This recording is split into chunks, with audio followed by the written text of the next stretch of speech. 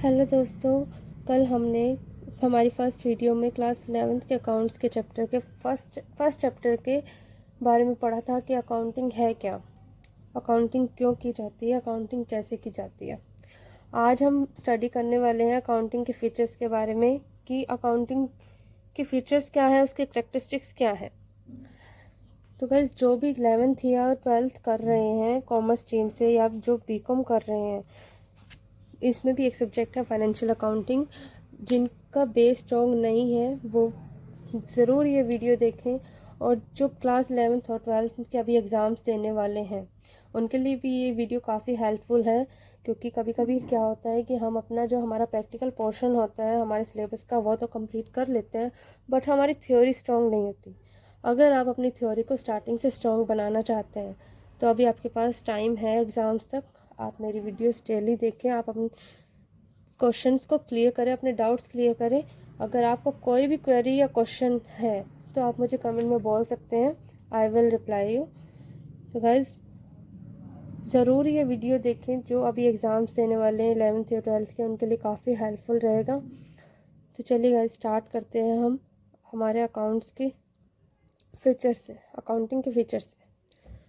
सबसे पहले हम अकाउंटिंग की एक बार मीनिंग जान लेते हैं। अकाउंटिंग का मीनिंग क्या है? Meaning of accounting: accounting is the art of recording. Accounting एक कला है रिकॉर्डिंग करने की। बिजनेस में जो भी फाइनेंशियल ट्रांजैक्शंस होते हैं उनको रिकॉर्ड करने की कला को अकाउंटिंग कहा जाता है।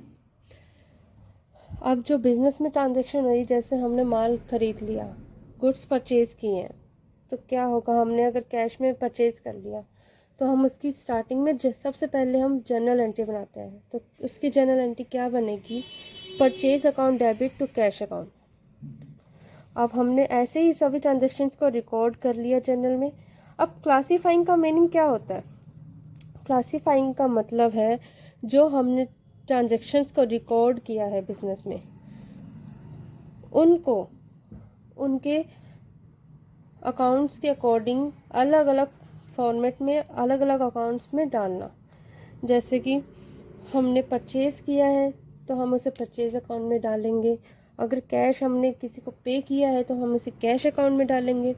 ऐसे ही सभी ट्रांजैक्शंस के अलग अलग अकाउंट्स बनते हैं। जिस नेचर की जो ट्रांजैक्शन होगी उसको उसी अकाउंट में क्रेडिट और डेबिट किया जाता है। क्रेडिट और डेबिट के बारे में हम आगे और वीडियोस में पढ़ेंगे, तब तक हम यही करते हैं। एंड समराइजिंग: समराइजिंग क्या है? समराइजिंग का मतलब ये होता है कि रिकॉर्डिंग और क्लासिफाइंग करने के बाद एक कंप्लीट डाटा तैयार करना। अब समराइजिंग में क्या होता है? समराइजिंग में बहुत सारे स्टेप्स होते हैं, जैसे कि trading account banana, profit and loss account banana, balance sheet banana. Company के लिए मेन क्या होता है? सबसे लास्ट में होता है बैलेंस शीट बनाना। बैलेंस शीट से ही कंपनी की हमें फाइनेंशियल स्टेटमेंट का पता चलता है कि कंपनी की फाइनेंशियल स्टेटमेंट कैसी है। उसी के बेस पे हम डिसाइड करते हैं कि कंपनी प्रॉफिट में जा रही है या लॉस में। अब गाइस, हम फीचर्स स्टार्ट करते हैं अकाउंटिंग के। तो फीचर्स क्या है अकाउंटिंग के? फीचर्स और कैरेक्टरिस्टिक्स। गाइस, एक क्वेश्चन आता है, कभी कभी एग्जाम्स में भी आ जाता है, what is the features of accounting. Features of accounting और कैरेक्टरिस्टिक्स ऑफ अकाउंटिंग दोनों एक ही हैं। कभी कभी हम कंफ्यूज हो जाते हैं कि हमने फीचर्स के बारे में पढ़ा है तो हम कैरेक्टरिस्टिक्स कैसे लिखें। अगर कैरेक्टरिस्टिक्स दिया हुआ है तब भी हम फीचर्स ही लिखेंगे, फीचर्स दिए हुए तब भी हम कैरेक्टरिस्टिक्स ही लिखेंगे। मतलब दोनों क्वेश्चन सेम ही है, बस थोड़ा बहुत डिफरेंस है। जिनको नहीं पता था वो जान ले। तो हमारा फर्स्ट पॉइंट क्या है फीचर्स का? Accounting is an art as well as science. अब इन्होंने कहा accounting is an art as well as science. Accounting एक आर्ट भी है, अकाउंटिंग एक कला भी है और एक साइंस भी है, विज्ञान भी है। और ये कैसे है? अकाउंटिंग एक कला इसलिए है क्योंकि इसमें बहुत सारे स्टेप्स होते हैं।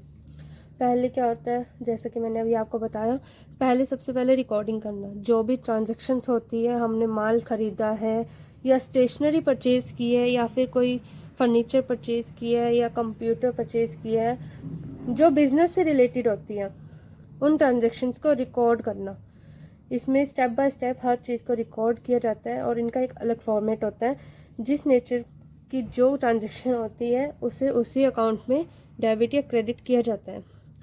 As well as science. अब ये साइंस कैसे है अकाउंटिंग? अकाउंटिंग साइंस इसलिए है क्योंकि जो अकाउंटिंग के प्रिंसिपल्स एंड रूल्स है उन्हें वैसे का वैसे ही फॉलो किया जाता है। इसके प्रिंसिपल्स और रूल्स के साथ कोई भी छेड़खानी नहीं कर सकते हैं हम। जैसे कि बैलेंस शीट फॉर एग्जांपल। अब बैलेंस शीट में क्या होता है कि बैलेंस शीट में अगर लाइबिलिटीज़ में लाइबिलिटीज़ आती है, हमारी एसेट्स में एसेट्स आती है। अभी आपको लाइबिलिटीज़ और एसेट्स का नहीं पता होगा, इसके बारे में हम नेक्स्ट वीडियोज़ में रीड करेंगे। तो अकाउंटिंग क्या है? Accounting is an art as well as science. Accounting is an art because it involves many steps. मतलब बहुत सारे स्टेप्स होते हैं इसके अंदर जब हम रिकॉर्डिंग करते हैं फाइनेंशियल ट्रांजेक्शन्स को। और accounting is science because the principles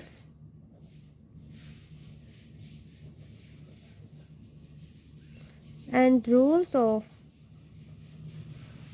accounting has been never changed। ये कभी भी चेंज नहीं होते हैं। ये जैसे हैं, जैसे अकाउंट्स में दिए जाते हैं, हमें उन ट्रांजेक्शन्स को वैसे ही रिकॉर्ड करना पड़ता है, जैसे मैंने आपको भी एग्जांपल लेके बताया। हमारा सेकंड पॉइंट है recording of financial transactions. Second हमारा फीचर है recording of financial transaction. Financial transactions का मीनिंग क्या है हम इसको समझते हैं यहाँ पे। Accounting records only those transaction which are of financial nature. मतलब अकाउंटिंग क्या करता है, जो ट्रांजैक्शन सिर्फ फाइनेंशियल नेचर की होती है, मतलब कैश में होती है, मतलब कि जो बिजनेस से रिलेटेड होती है, सिर्फ उन्हीं ट्रांजैक्शंस को रिकॉर्ड करता है। बिजनेस में सिर्फ उन्हीं ट्रांजैक्शंस को रिकॉर्ड किया जाता है जो फाइनेंशियल नेचर की होती है और जो बिजनेस से रिलेटेड होती है। Out of business related transactions को अकाउंटिंग में रिकॉर्ड नहीं किया जाता है। ऐसा नहीं है कि हम अपने लिए कुछ खरीद रहे हैं और हम उसको बिजनेस में रिकॉर्ड कर रहे हैं, तो ये गलत होगा। ये बाद में हमारे जाके कैपिटल में से एज ए ड्राइंग्स माइनस हो जाता है। तो इस बात का ध्यान रखें, जो सिर्फ बिजनेस से रिलेटेड होती है या फाइनेंशियल ट्रांजैक्शंस होती हैं उन्हीं को रिकॉर्ड किया जाता है। फॉर एग्जांपल यहाँ पे हमें आपको एक एग्जांपल के साथ बता देते हैं। जैसे कि हमने गुड्स परचेज किया है, माल खरीदा है, तो परचेज ऑफ गुड्स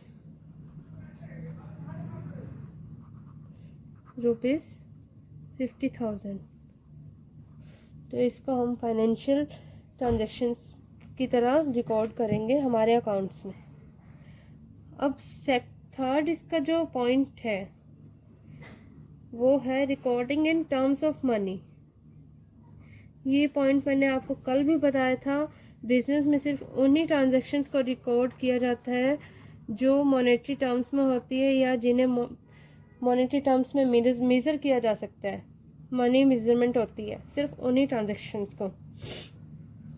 तो all business transactions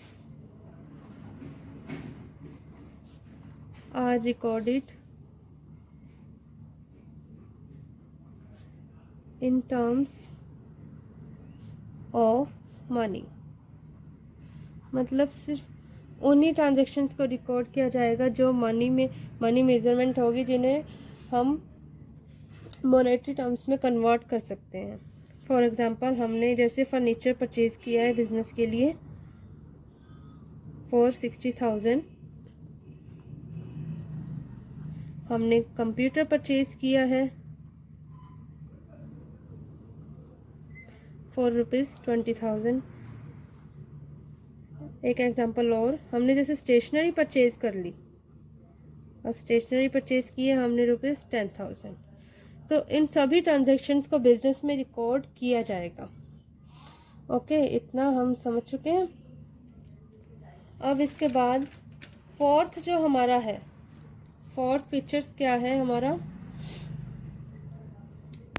classifying. Classifying, अब क्लासिफाइंग क्या है हम इसके बारे में जानते हैं। After recording the transaction, business transaction, मतलब जो हमारी बिजनेस ट्रांजेक्शन्स होती है उनको रिकॉर्ड करने के बाद उन ट्रांजेक्शन्स को क्लासिफाई किया जाता है। After recording the transactions,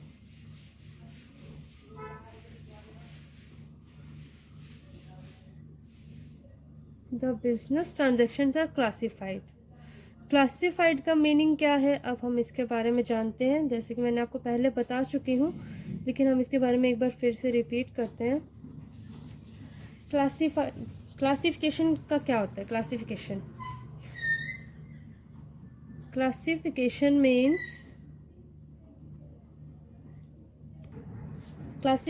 means separate accounts are open in the ledger, मतलब फाइनेंशियल ट्रांजैक्शंस को रिकॉर्ड करने के बाद, जर्नल में एंट्री करने के बाद उनके अलग अलग अकाउंट्स बनाए जाते हैं लेजर में।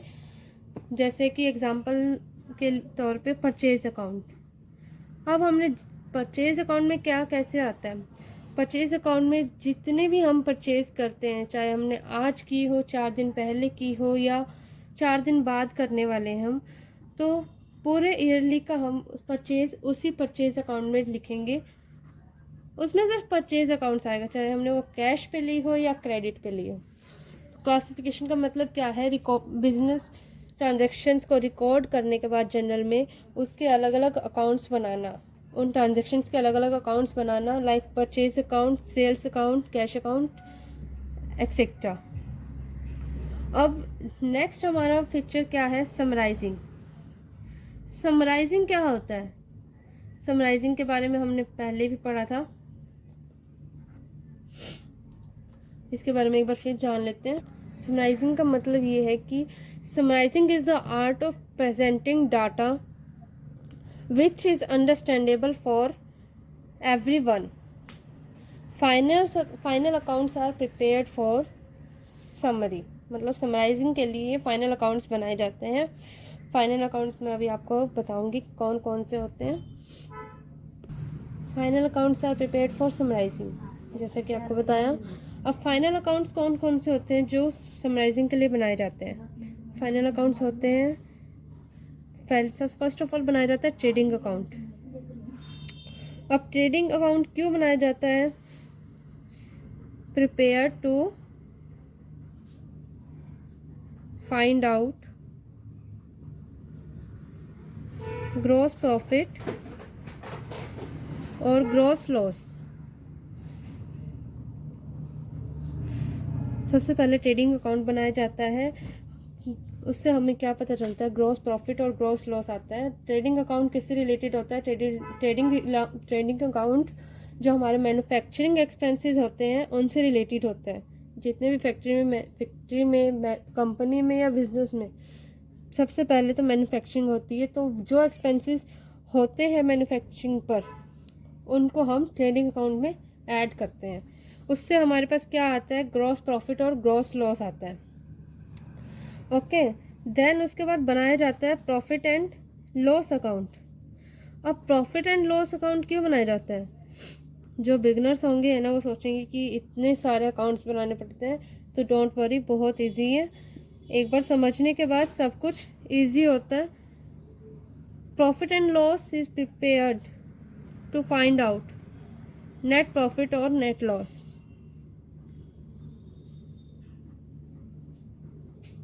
नेट प्रॉफिट और नेट लॉस जानने के लिए हम बनाते हैं profit and loss account.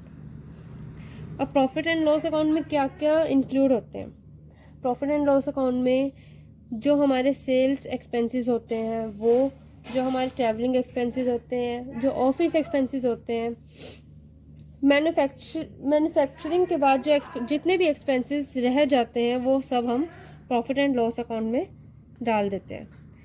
Profit and loss account बनाने के बाद उसके बाद हमें मिलता है या तो नेट प्रॉफिट मिलेगा या फिर हमें नेट लॉस मिलेगा।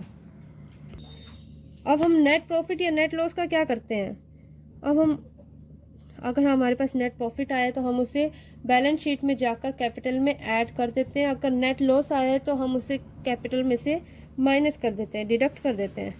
अब बैलेंस शीट क्यों बनाई जाती है, बैलेंस शीट क्या करती है, balance sheet tells us the financial position of the business. Balance sheet से ही हमें पता चलता है कि कंपनी की इस वक्त फाइनेंशियल पोजीशन क्या है। अब बैलेंस शीट में क्या क्या आता है उसके बारे में मैं आपको 2 एग्जांपल्स दे देती हूँ। बैलेंस शीट में हमारी क्या आते हैं, 2 साइड्स होती हैं, लाइबिलिटीज एंड एसेट्स। जैसे कि मैं आपको बना के दिखा देती हूँ थोड़ा सा।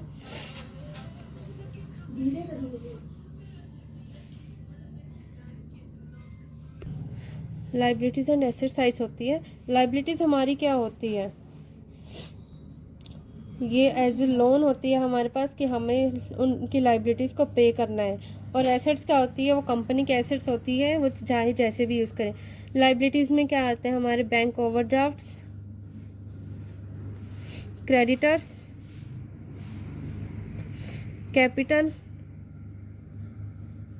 कैपिटल में अब क्या क्या क्या आता है वो हम बाद में बात करेंगे, और इसमें एक बिल्स पेबल भी जिसी होते हैं लाइबिलिटीज में। अब एसेट साइड में क्या आते हैं, हम इसका अपोजिट कर देंगे हम, bank balance, cash in hand, debtors, bills receivable, और क्या आता है गुडविल, अगर हमारी कंपनी की गुडविल अच्छी है तो। और भी काफ़ी सारी आइटम्स होती है जो हमारी बैलेंस शीट में आती है। बैलेंस शीट का ऐसा कुछ रहता है, इसके बारे में हम आगे डिस्कस करेंगे। अब हम चलते हैं आगे फीचर्स की तरफ, जो हमारा लास्ट एंड सबसे, उसके बाद हम अच्छे से जान पाएंगे कि अकाउंटिंग है क्या, अकाउंटिंग के फीचर्स क्या क्या हैं।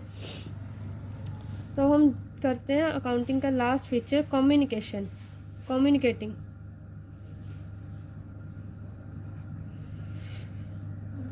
अब कम्युनिकेटिंग क्या है इसके बारे में हम जानते हैं। पहले हमने क्या किया था, पहले हमने फाइनेंशियल ट्रांजैक्शंस को रिकॉर्ड किया था, फिर उसके बाद रिकॉर्ड करने के बाद हमने उसको क्लासीफाई किया, क्लासीफाई करने के बाद हमने उसकी समरी बनाई हमने आपको बता ही दिया है कि हमने ट्रेडिंग अकाउंट बनाया, प्रॉफिट एंड लॉस अकाउंट बनाया और बैलेंस शीट बनाई। अब कम्युनिकेटिंग क्या है, it means giving the result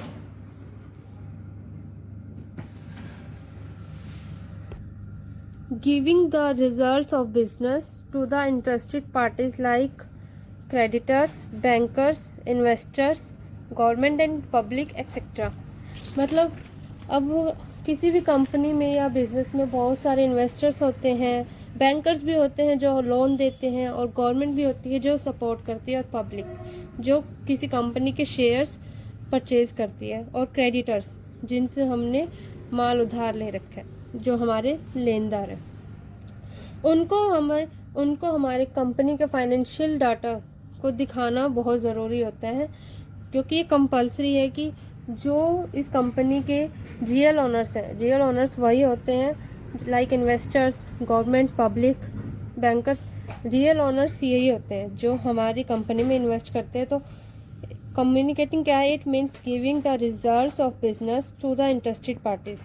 जिनको भी जो अथॉरिटीज मेंबर्स होते हैं उनको भी हमें फाइनेंशियल डाटा दिखाना होता है, तो इसलिए हमें कम्युनिकेटिंग की ज़रूरत पड़ती है। ओके गाइज, आज हमने फीचर्स के बारे में पढ़ा है, कल हम इसके आगे फंक्शंस करेंगे, फंक्शंस क्या क्या हैं, उसके बाद हम स्टार्ट करेंगे हमारे जर्नल अकाउंट्स वगैरह। ऐसे मोर वीडियोस देखने के लिए गाइज चैनल को सब्सक्राइब करें और बेल आइकन पर क्लिक करना ना भूलें। अगर आपको कोई भी क्वेरी या कोई भी क्वेश्चन है तो आप मुझे कमेंट में डाल सकते हैं, I will reply you. Okay, thank you guys, thank you.